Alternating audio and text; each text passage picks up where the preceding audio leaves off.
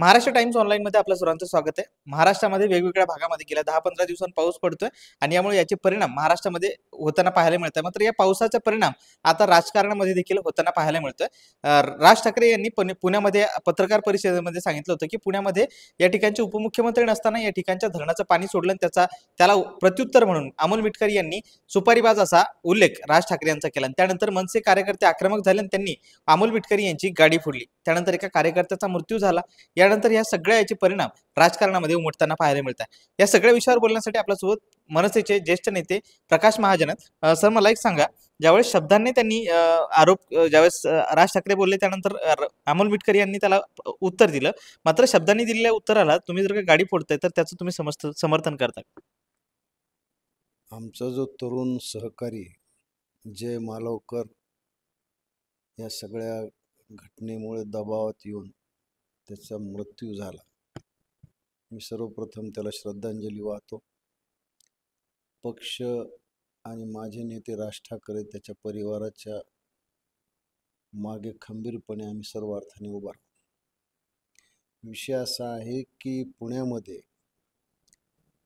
धरणातलं पाणी अचानक सोडल्यामुळे जी काही पूर परिस्थिती उभा राहिली आणि हजारो लोकांचे संसार पाण्यात बुडाले, त्याची पाहणी केल्यावर राजसाहेबांनी एक पत्रकार परिषदेमध्ये हा सगळा विषय मांडला की धरणाचं पाणी सोडताना किमान नागरिकांना ते कळवायला पाहिजे होतं. आणि ते बोलत असताना त्यांनी एक सहज त्यांच्या मार्मिक शैलीत एक विनोद केला. खरं म्हणजे तो विनोद कुणाला किती कळाला माहीत नाही, पण त्याच्या बदल्यात अमोल मिटकरीनं जी काही टीका केली, मला वाटतं ही टीका अत्यंत निरर्थक आहे. त्याला कुठलाही आधार नाही आहे, त्याला कुठलाही तर्क नाही आहे.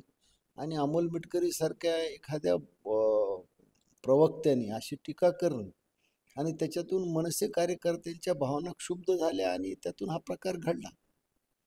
खरं म्हणजे आपण टीका करत असताना कोणावर टीका करतो आणि काय शब्द निवडतो हे फार महत्त्वाचं आहे. सुपारीबाज हा शब्द अमोल मिटकरीनं निवडला. अमोल मिटकरी पशी अशी कोणची माहिती आहे की राज ठाकरेंनी कुठली सुपारी घेतली? तुम्ही असा कसा आरोप केला? आणि त्या आरोपातून हे सगळं रामायण घडलं. आणि उलट अमोल मिटकरीनं आपण सत्ताधारी पक्षातले आहोत याचा गैरफायदा घेऊन पोलीस स्टेशनमध्ये ठिय्या आंदोलन दिलं आणि कार्यकर्त्यांना अटक करावी ज्यांनी माझी गाडी तोडली असा आग्रह धरला. आणि त्या सगळ्या ह्याच्यातून आमचा तरुण कार्यकर्ता थोडा मानसिकदृष्ट्या अस्वस्थ झाला, दबावात आला आणि त्याला त्यात हृदयविकाराचा झटका आला आणि त्यात त्याचा दुर्दैवी मृत्यू झाला. याला जबाबदार कोण आहे? जर अमोल मिटकरीच्या गाडीवर दगड पडले मनसे कार्यकर्त्याकडून, तर त्यांचे प्रवक्ते उमेश पाटील म्हणतात की माननीय राजसाहेबांना अटक करा. मग अमोल मिटकरीच्या अशा अतिताईपणामुळे पोलीस स्टेशनवर आपण आमदार आहोत त्याचं दडपण आणून यांना अटक करा म्हणणं आणि त्यातून एका कार्यकर्त्याचा बळी जाणं, मग आम्ही काय म्हटलं पाहिजे? माझी तर स्पष्ट मागणी आहे की माननीय अजितदादा पवार, माननीय अमोल मिटकरी आणि माननीय उमेश पाटील यांच्यावर सदोष मनुष्यवधाचा खटला दाखल करावा. मात्र राज ठाकरेंनी जे स्टेटमेंट केलं होतं, जे वक्तव्य केलं होतं धरणाच्या पाण्यावरून, त्यानंतर अमोल मिटकरी एवढे आक्रमक का झाले, नेमकं काय वाटतं? हे पहा, कसं आहे की अमोल मिटकरीला काही दिवस थोडं बाजूला टाकल्यासारखं होतं. त्यांच्याकडून फार प्रवक्त्याचं जवळपास मार काढूनच घेतला होता. त्यांच्या अशा वक्तव्यामुळं भाजप नेत्यावर त्यांनी टीका केली होती. मध्ये त्यांनी ब्राह्मण समाजावर एक खालच्या शब्दात टीका केली. हा त्यांचा एक स्वभाव आहे. सवंग लोकप्रियतेच्या नादाखाली ते कोणत्याही शब्दाचा वापर करतात आणि त्याच्यामुळं राष्ट्रवादीत थोडी अस्वस्थता होती म्हणून त्यांना थोडं बाजूला केलं होतं. मग नेत्याच्या मर्जीत येण्यासाठी त्यांनी हे वक्तव्य केलं. पण त्यांना हे माहीत नाही की राज ठाकरेला सुपारीबाज बनण्या अगोदर आपल्या नेत्यावर काय काय आरोप भाजपनं केले. गाडीभर पुरावे अजित पवार विषयीच घेऊन गेले होते. माननीय पंतप्रधानांनी मध्य प्रदेशमध्ये महाराष्ट्र राज्य सहकार बँकेचा 70,000 कोटीचा घोटाळा त्यांनी काढला. जरांडेश्वर कारखाना कसा घेतला सगळ्या जगाला माहिती आहे. एकत्र पवार कुटुंब असताना त्यांनी रोहित पवारनी कन्नडचा कारखाना कसा गिळंकृत केला हे सगळ्या जगाला माहिती. अमोल मिटकरींनी ते सांगावं ना. राज ठाकरेचं एक तरी त्यांनी सांगावं यांनी सुपारी कोणाची घेतली, एक तरी उदाहरण द्या. बोलायला काय उचलली जीभ लावली टाळाला, त्याच्यातून हा प्रकार घडला आणि ते दुर्दैवी तरुणाचा मृत्यू झाला. मात्र राज ठाकरेंनी ज्यावेळेस आरोप केला त्यानंतर अमोल मिटकरींनी देखील त्या शाब्दिक आरोप केला. त्यानंतर ही जी काही घटना घडली, कार्यकर्त्यांनी त्यांच्यावर गाडीवर हल्ला केला, त्या घटनेचं तुम्ही समर्थन करता? मी काय म्हणलं की कोणत्याही हिंसाचाराचं समर्थन होत नाही. कुठल्याही पक्षाचं असं तत्वज्ञान नसतं. पण तुम्ही पक्षाच्या अस्मितेवर, पक्षाच्या वरिष्ठ नेत्यावर कोणत्या शब्दात टीका करता, तुम्ही शब्द कोणचे निवडता याला फार महत्व आहे. सुपारीबाज हा शब्द राज ठाकरेविषयी कशामुळे तुम्हाला काय माहिती आहे? तुमच्यापेक्षा असा कुठला पुरावा आहे? अमोल मिटकरींनी यावं, माझ्या समोर यावं, त्यांनी चर्चा करावी की राज ठाकरे यांची सुपारी घेतली म्हणा. काही बोलता तुम्ही? मग कार्यकर्त्याच्या भावना, म्हणजे मी जरी तिथं असलो असतो तर मी गाडीत वर घातला असतो. तुम्ही पण गाडी हो, माझ्या नेत्याला तुम्ही सुपारीबाज म्हणता कसं? राज ठाकरेने तो मर्म विनोद केला, आणि तो विनोद काही राज ठाकरेने केला नाही, अगोदर अजित पवार तसं बोलले होते, त्याच्यावर तो विनोद होता. तुम्ही आमच्या सर्वोच्च नेत्याला सुपारीबाज कोणत्या आधार? बरं मला हे सांगा, आम्ही सुपारीबाज होतो तर तुम्ही कोकणामध्ये सुनील तटकरेच्या प्रचारासाठी आमचे कोकणाचे वरिष्ठ नेते, पक्षाचे सरचिटणीस वैभव खेडेकर तयार नव्हते सुनील तटकरेचा प्रचार करायला, कारण सुनील तटकरेने त्यांना खूप त्रास दिला राजकीय दृष्ट्या. मग वैभव खेडेकरची समजूत काढावी म्हणून राज ठाकरेकडे कोण गेलं होतं? त्यावेळेस तुम्हाला राज ठाकरे चालले. बारामतीमध्ये माननीय सौभाग्यवती सुनित्राताई पवार यांचा प्रचार मनसे कार्यकर्त्यांनी मन लावून केला, त्यावेळेस ते तुम्हाला चालले. त्यावेळेस राज ठाकरे सुपारीबाज नव्हते. आताच कसे तुम्हाला कळाले सुपारीबाज आहेत म्हणून? हे जर कोणी बोलणार असेल तर मी सांगतो, माझ्या भावना शुद्ध झाल्या असत्या, कदाचित मी असलो तर मी दगड मारला असता. मात्र तुम्ही दगड मारला असं म्हणताय. जर आता उद्या सातत्याने राज ठाकरे देखील अनेक लोकांवर टीका करता, मग राजकीय नेत्यांनी जर का असे दगड मारायचा जर कार्यक्रम हाती घेतला, उद्या जर का राज ठाकरे असो किंवा तुमच्या गाडीवर जर का दगडफेक झाली तर मग? हे पहा, मी कोणत्या शब्दाची निवड करतो याच्यावर अवलंबून आहे. माझ्यापेक्षा मोठा नेता आहे, त्याची योग्यता काय, क्षमता काय, एका पक्षाचा तो प्रमुख आहे, महाराष्ट्रातल्या सर्वात लोकप्रिय नेत्यामध्ये त्याचा वरचा क्रमांक आहे. तुम्ही काय शब्द निवडलेत हे महत्वाचं आहे. तुमच्यासाठी तुमचे नेते जर का एक क्रमांकाचे पक्ष नेते आहेत, तसंच त्यांच्यासाठी अजित पवार, मग कदाचित त्यांच्याही भावना दुखावल्या असतील. मान्य आहे. तुम्ही राजसाहेबांचे ते वक्तव्य काढून बघा.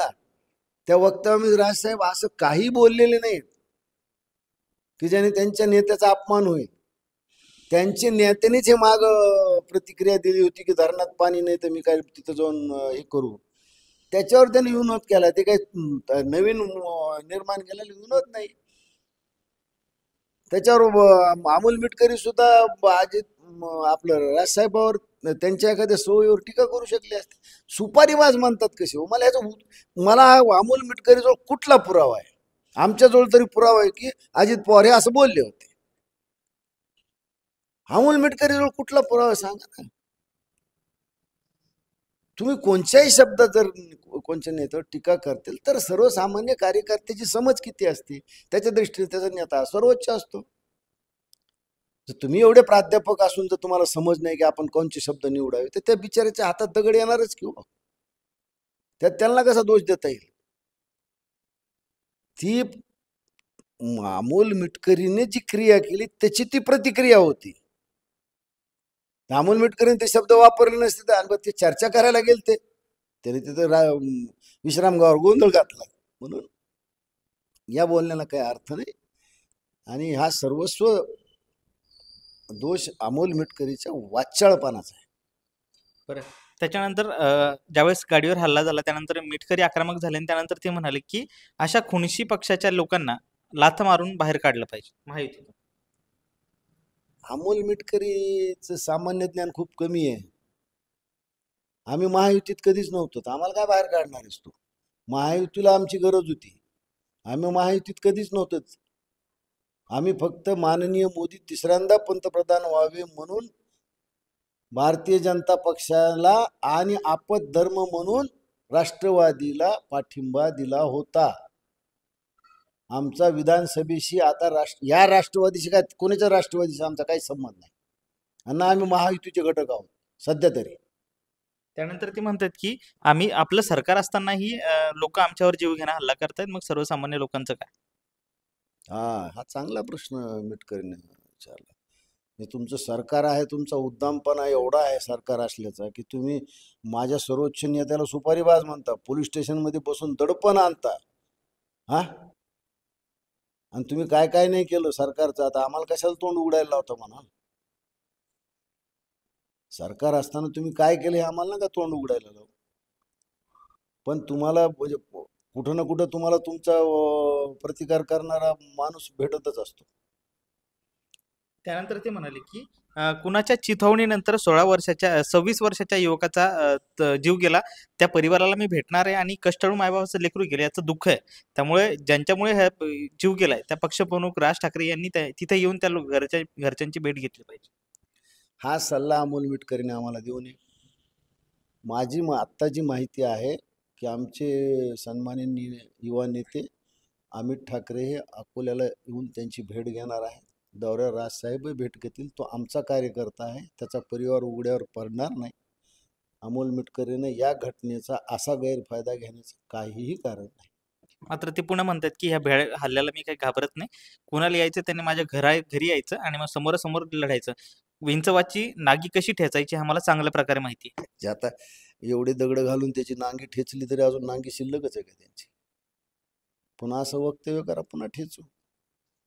शेवटी आता त्यांनी आम्हाला उस्कवलंच आहे, तयारी. उद्या जर तुमच्या गाडीवर जर हल्ला झाला तर काही हरकत नाही, सहन करेल ना मी. पण तुम्हाला ती संधीच मिळणार नाही. माझ्याकडे स्कूटर आहे. स्कूटर नक्कीच. तर हे होते मनसेचे ज्येष्ठ नेते प्रकाश महाजन यांनी सांगितलं की ऍक्शनला ती रिॲक्शन होती.